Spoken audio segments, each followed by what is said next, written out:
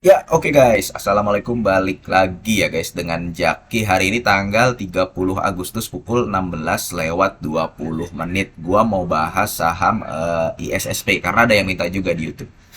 Jadi kalau misalkan lu mau beli saham yang memproduksi ya pipa baja spiral, kemudian pipa baja las lurus, ya memang jawabannya ISSP ini. Karena ISSP ini praktis sebenarnya saingannya dia itu Krakatau Steel sama Bakri Group BNBR. Dan kita tahu kan ya fundamentalnya keras sama BNBR itu gimana. Nah, sekarang kalau dilihat ISSP ini laba bersih di tahun 2024 semester 1 memang kelihatannya turun dibanding tahun 2023. Tahun 2023 kan dia dapat 498 miliar ya. Kemudian semester 1 tahun 2024 cuman dapat 200 miliar. Kalau di setahun kan ada potensi turun. Kenapa seperti itu? Ya karena memang di semester 1 2024 ini banyak peristiwa. Ada peristiwa politik, orang jadi fokus perusahaan, jadi fokus ke sana juga ya. Walaupun perusahaan sebenarnya nggak ada kaitannya, cuman banyak orang proyek-proyek itu kan juga juga ada sisi politisnya, guys. Dia harus tanda tangan ini, tanda tangan itu. Apakah proyeknya dilanjutkan atau tidak, apakah ditunda atau tidak, ya. Itu banyak kejadian. Ada situasi politik di tahun 2024 di semester 1. Kemudian ada banyak kali libur juga di semester 1 tahun 2024. Kayak gitu, guys. Jadi sebenarnya ya, ada potensi di semester 2 tahun 2024 ketika pemerintahnya sudah terpilih, ada potensi bahwa ISSP ini mencatatkan kinerja yang lebih baik dibanding semester 1 2024. Nah, apalagi nanti di tahun 2025 ada potensi juga labanya makin naik. Kenapa gua katakan seperti itu, guys? Gini, ISSP secara data ya, dulu di tahun 2018, itu net profit marginnya cuma 1%. Jadi ini bisnis capek.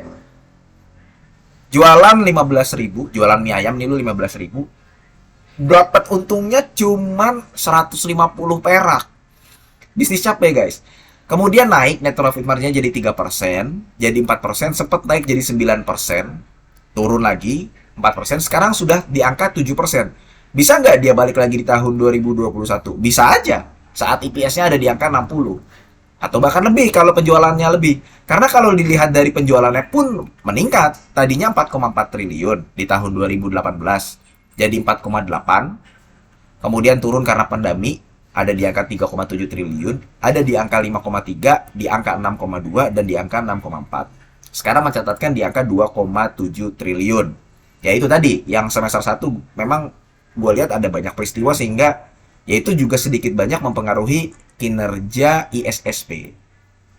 Nah, ISSP ya seiring berjalannya waktu, dia kan juga punya utang. Dia punya utang, kemudian utang lagi, dia mencatatkan obligasi 1 triliun digunakan untuk bayar hutang juga dan digunakan ISSP ini untuk membangun sarana juga. Dia memperbaiki kinerja. Dia membangun infrastruktur dan sarana penunjang gedung unit 7 berupa pembangunan gedung kantor sementara, gudang tambahan, gedung infrastruktur dan gedung lainnya sesuai dengan kebutuhan.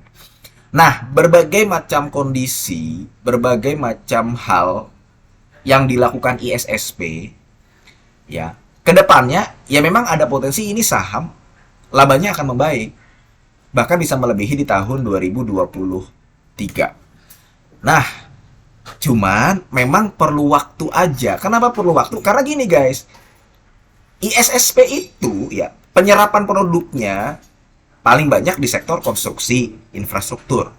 Dia ada PP ya, PT PP, ada HK, ada Telkom, PLN, MDKA, Kaltim, Primakol, PDAM, dan lain-lain. Itu bisa 64%. Sisanya dia ada furniture, ada otomotif, ada minyak, dan gas. Yang paling kecil memang minyak dan gas.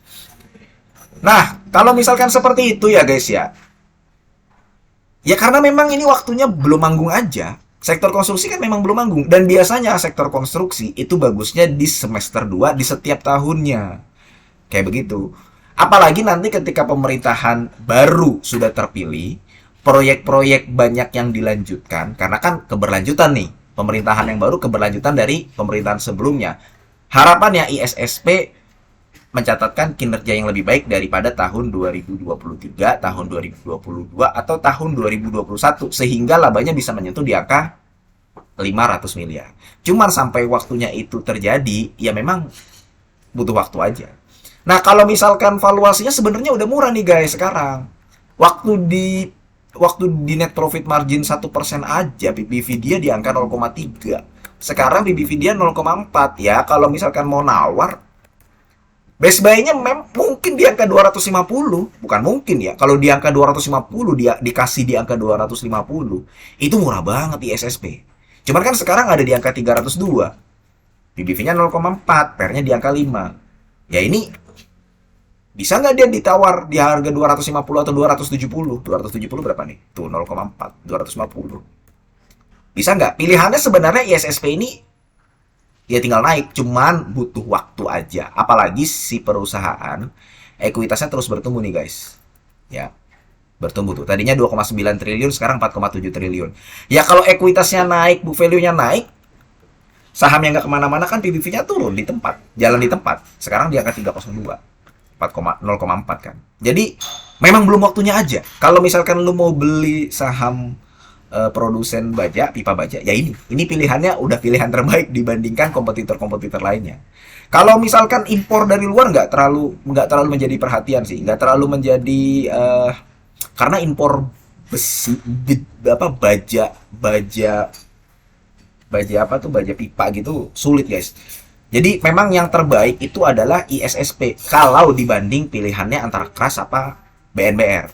Itu guys ya. Oke, mudah-mudahan video ini bermanfaat dan semoga lu sehat selalu sehingga kita bisa bertemu kembali di video-video selanjutnya. Ini bukan ajakan jual beli. Gua akhiri, wassalamualaikum warahmatullahi wabarakatuh.